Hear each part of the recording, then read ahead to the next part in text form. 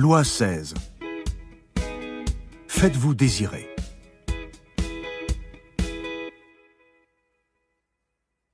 Principe. Tout ce qui est rare est cher. Plus on se fait voir, plus on se fait entendre, et plus on semble ordinaire. Si vous faites partie d'un groupe, éloignez-vous-en un certain temps et l'on parlera de vous davantage. Vous serez même plus admiré. Pratiquez l'absence. La rareté augmentera votre valeur. Violation et respect de la loi. Guillaume de Balahain était un troubadour de la seconde moitié du XIIe siècle, originaire de la région de Montpellier. Il parcourait le sud de la France, de château en château, pour dire des poèmes et chanter l'amour courtois. Au château de Javiac, il tomba amoureux de sa belle hôtesse, Guillemette. Il lui interpréta des chansons, lui déclama des vers, devint son partenaire aux échecs, et petit à petit, elle s'aventura avec lui sur ce qui serait un jour la carte du tendre. Guillaume avait un ami avec qui il voyageait, Pierre de Barjac, qui fut lui aussi reçu au château. Il y rencontra une dame amie de la maîtresse des lieux, la gracieuse mais capricieuse Viernette, et s'en éprit.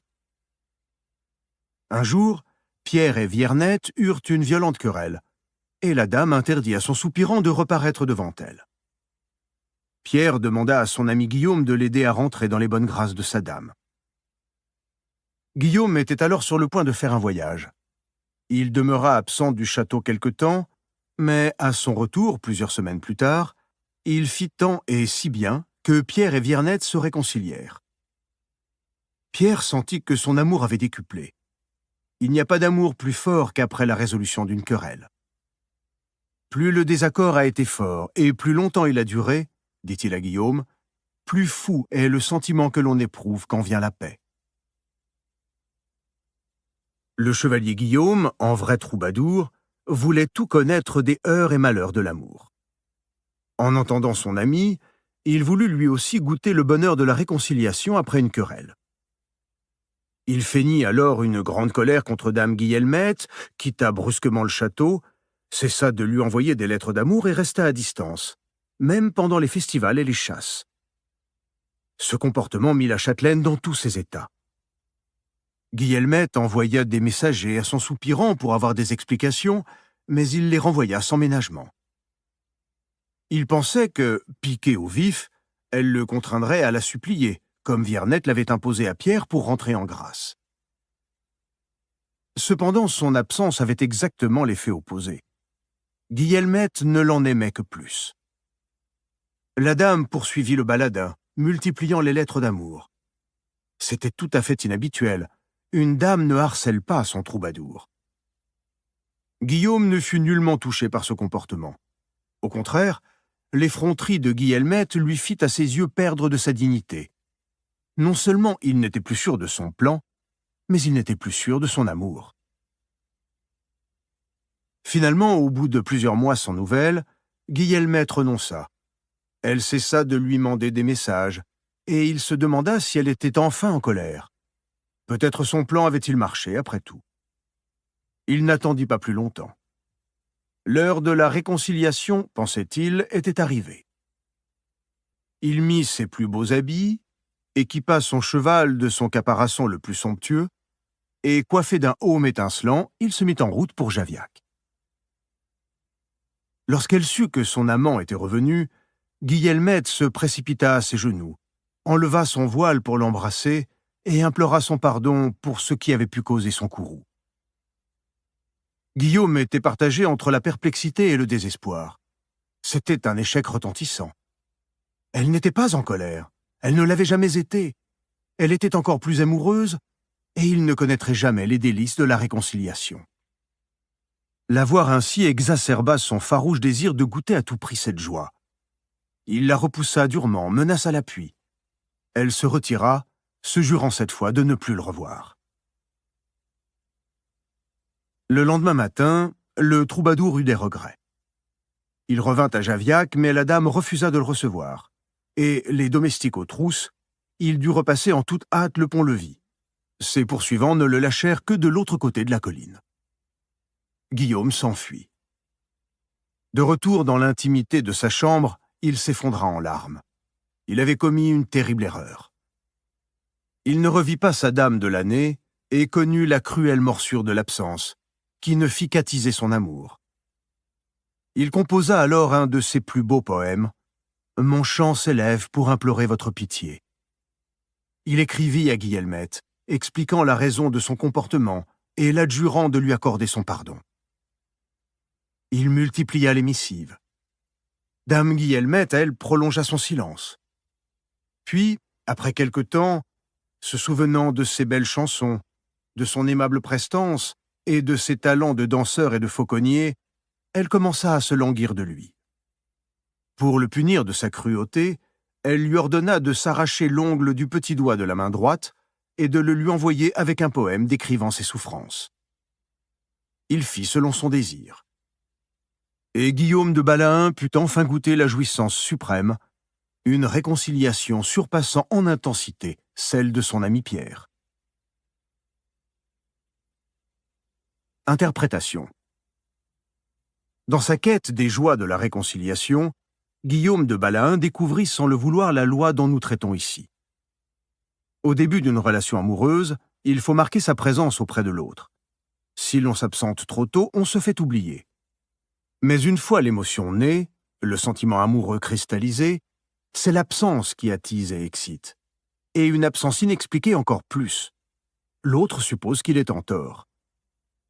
L'absence de l'objet du désir met l'imagination en branle, et celle-ci ne peut que parer l'être aimé des plus séduisants attraits et accroître le sentiment d'amour. À l'inverse, plus Guillemette poursuit Guillaume de ses étouffantes assiduités, moins il l'aime. Elle est devenue trop accessible, facile en somme. Quand elle cesse de le harceler, il respire plus librement et revient à son projet. Ce qui se retire, se fait rare, mérite respect et hommage. Une présence envahissante lassera.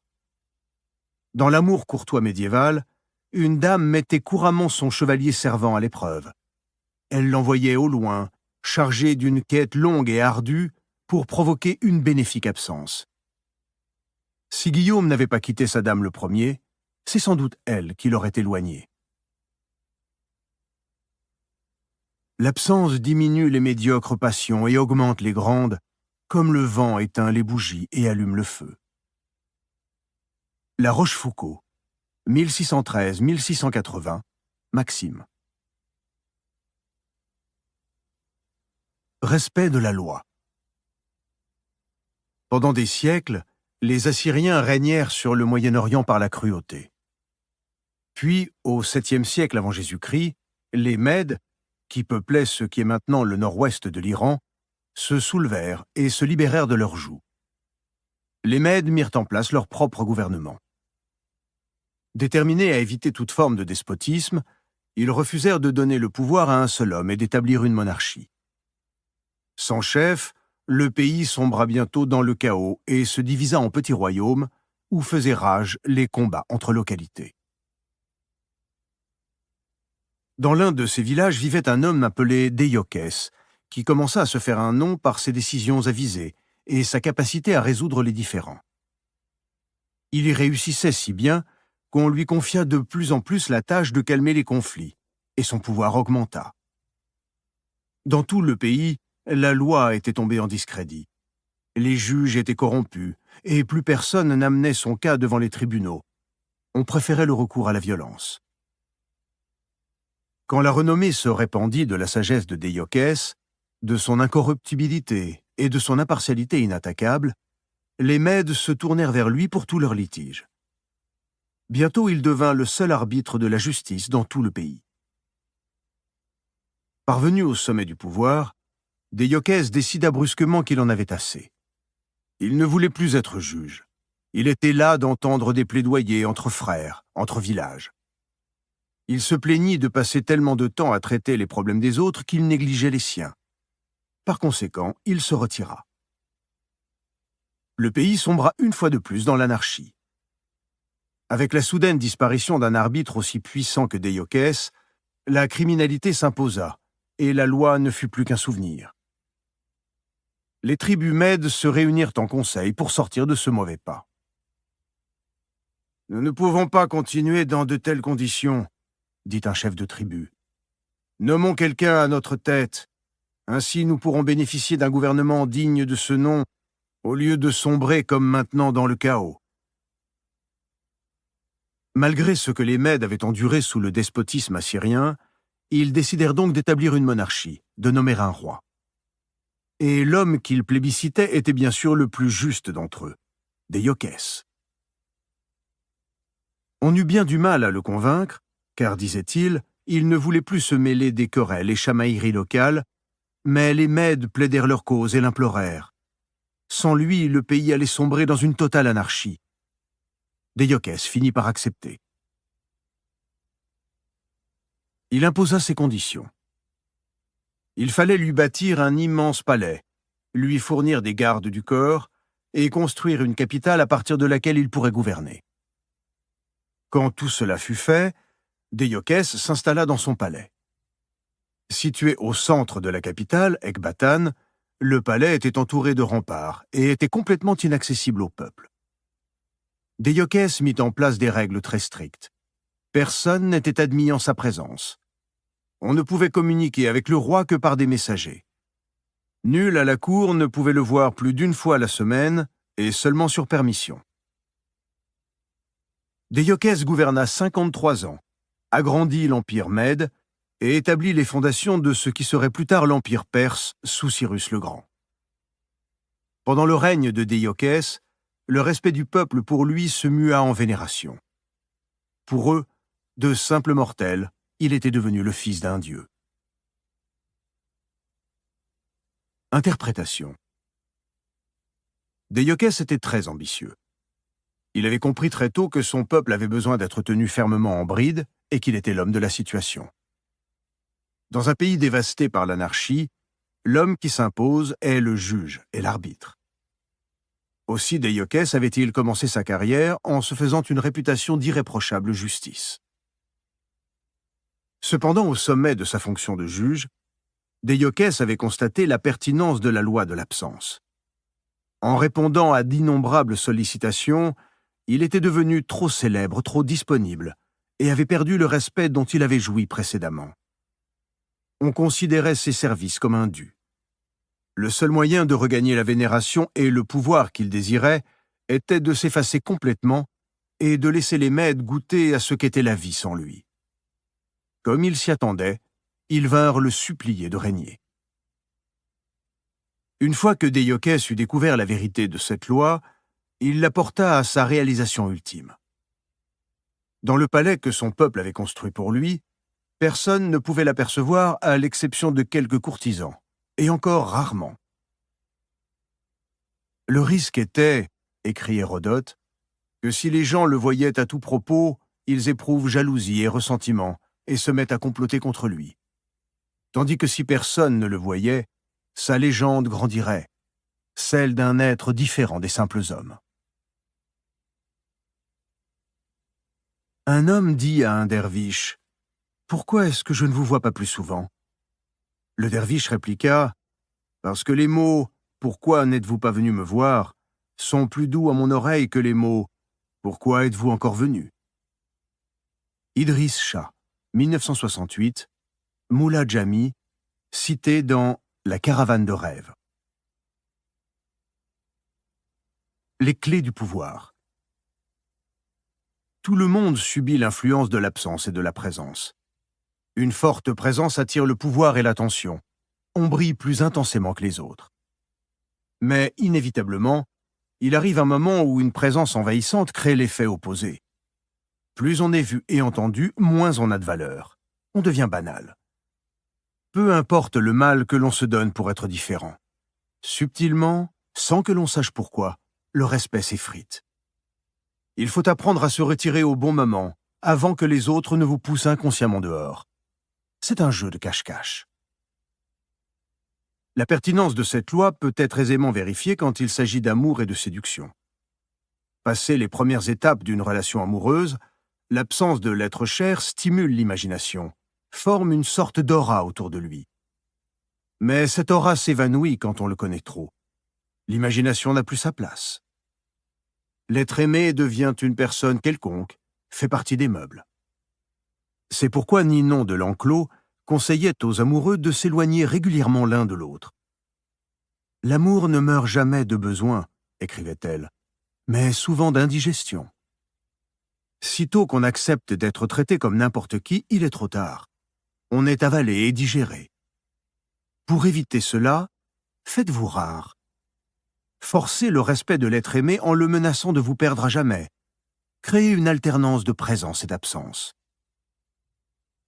Une fois mort, on vous regardera soudain avec d'autres yeux. Vous serez auréolé de respect. Les gens se souviendront de leurs critiques à votre égard, de leurs querelles avec vous, et seront bourrelés de regrets et de remords. Ils auront la nostalgie de votre présence à jamais perdue. N'attendez donc pas d'être trépassé. En vous effaçant quelque temps, vous créerez une sorte de mort avant l'heure, et à votre retour, ce sera comme si vous reveniez de l'autre monde, une sorte de résurrection qui soulagera tout le monde. C'est ainsi que Déiocès est devenu roi. Napoléon reconnaissait l'importance de cette loi de l'absence quand il disait « Si on me voit trop au théâtre, les gens cesseront de me remarquer. » Aujourd'hui, dans un monde monopolisé par l'image, le jeu de l'absence est encore plus puissant. On sait rarement quand se retirer de la scène, et plus rien ne semble privé. Aussi est-on rempli de respect et d'admiration pour celui qui est capable de s'effacer par choix. Les romanciers J.D. Salinger et Thomas Pynchon ont su devenir des stars en cultivant l'art de disparaître à propos. Le pendant économique de cette loi est celle de l'offre et de la demande. En retirant un bien du marché, on fait monter son cours. Au XVIIe siècle, en Hollande, les classes aisées firent ainsi de la tulipe plus qu'une belle fleur, une sorte de symbole de leur statut social. En rendant la fleur rarissime et presque impossible à obtenir, elles créèrent un véritable engouement. Un oignon de tulipe valait plus que son poids d'or. De même, au siècle dernier, le marchand d'art Joseph Duveen faisait grimper le cours des peintres qu'il vendait en achetant des collections entières de leurs œuvres qu'il stockait dans son sous-sol. Elles devenaient davantage que de simples tableaux. C'étaient des objets cultes, des mythes presque. Vous pouvez faire monter tous les tableaux que vous voulez jusqu'à 50 000 $ pièce. Ça, c'est facile, dit-il un jour. Mais jusqu'à 250 000 $, il faut le faire. Image, le soleil. C'est son absence qui le fait apprécier. Plus il y a de journées pluvieuses, plus on recherche le soleil.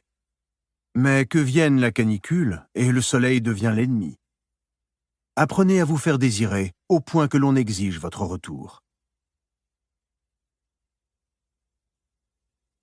Rapportez cette loi de la rareté à vos propres talents. Ce que vous avez à offrir au monde doit paraître précieux et difficile à trouver. Sa valeur en sera immédiatement décuplée. Il arrive toujours un moment où ceux qui sont au pouvoir deviennent indésirables. On se lasse d'eux, on ne les respecte plus. Ils cessent d'être vus comme différents du commun des hommes, ce qui revient à dire qu'ils sont plutôt pires qu'ils n'étaient, puisque l'on compare inévitablement leur position actuelle à celle qu'ils avaient auparavant. C'est tout un art que de savoir quand il faut se retirer. Le général de Gaulle s'était effacé en 1945. La République est allée le chercher en 1958. Si l'on se retire au bon moment, on retrouve le respect qu'on avait perdu, tout en conservant une part de son pouvoir. Le plus puissant monarque du XVIe siècle fut Charles V de Habsbourg, dit Charles Quint, empereur du Saint-Empire germanique, roi d'Espagne et de l'Amérique espagnole, roi de Sicile et duc de Brabant. Pourtant, en 1557, à l'apogée de son pouvoir, il se retira au monastère de Yuste. L'Europe tout entière fut saisie par cette décision soudaine. Ceux qui l'avaient haï et craint le regardèrent brusquement comme un grand souverain, un saint presque. Plus récemment, l'actrice Greta Garbo était au sommet de sa carrière quand elle se retira en 1941. Selon certains, elle quittait la scène trop tôt. Elle avait dans les 35 ans, mais elle préféra sagement partir de son plein gré plutôt qu'attendre que le public se lasse d'elle. Si vous vous montrez trop disponible, l'aura de pouvoir que vous avez créé s'évanouit. Rendez-vous moins accessible et votre présence en sera valorisée d'autant.